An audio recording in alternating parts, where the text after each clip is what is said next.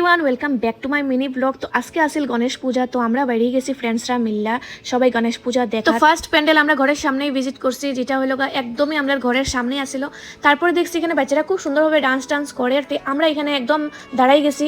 আর রিয়াংশও খুব সুন্দর মতো বাচ্চারা দেখতে আসলো, কারণ বাচ্চারা লোকে খুব জলদি কানেক্ট হয়ে যায়, তো থেও দেখতে আসলো খুব সুন্দরভাবে। আর ডান্সগুলি খুব সুন্দর হয়েছিল। আর আমরা এখানে একজনের ওয়েটও করতে আসলাম। মনার একজন ফ্রেন্ড আইতে আসলো, তাই রাস্তাত আসলো।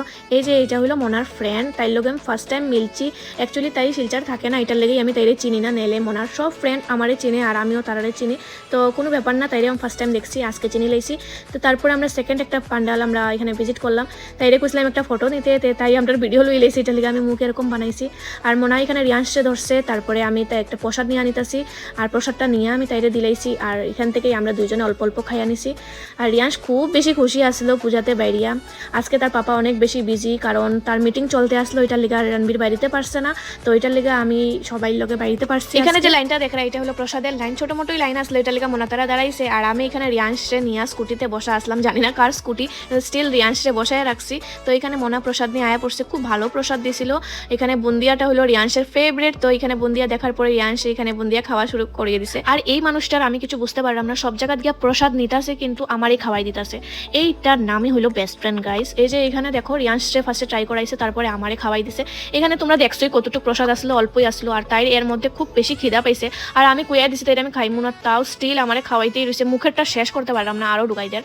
তো এইটার নামই হলো বেস্ট ফ্রেন্ড, নিঃস্বার্থভাবে আমার খুব বেশি ভালো পায় গাইস। আমি তা তোমরা কইতাম আমি বহুত লাকি তাইরে পাইয়া। আর তারপর আমরা ভাবছি শ্যামসুন্দর মন্দিরের সামনে আমরা আই গেছি যখন, আমরা এখানে একটু প্রণাম করি আই যাই। তো আমি আর আমার ছেলে যেতে আসলাম, এরকমভাবে ওয়াক করার খুব বেশি আমার ইচ্ছা ছিল একটা ভিডিও করার, তো আজকে আমি করে লাইছি। মন্দিরে আইবার পরে আমরা প্রণাম করে লাইছি, তারপরে আমরা বাইরে গেছি। বেশি টাইম বইতে পারছি না আজকে, কারণ আজকে আমরা বহুত বেশি লেট হয়ে গেছিল।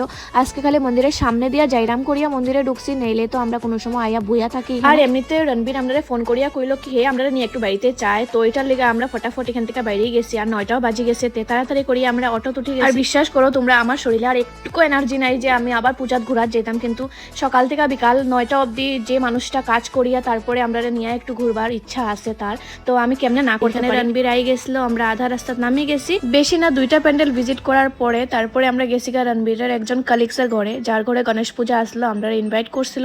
তো আমরা এখানে যাওয়ার পরে দেখি রিয়াংশ চুপচাপ বসাত আসিল, আর গণেশটা খুব বেশি সুন্দর হয়েছিল। রাত্র বাজে 10:30, আমরা আই গেছি ঘরে, আর অনেক বেশি লেট হয়ে গেছিল।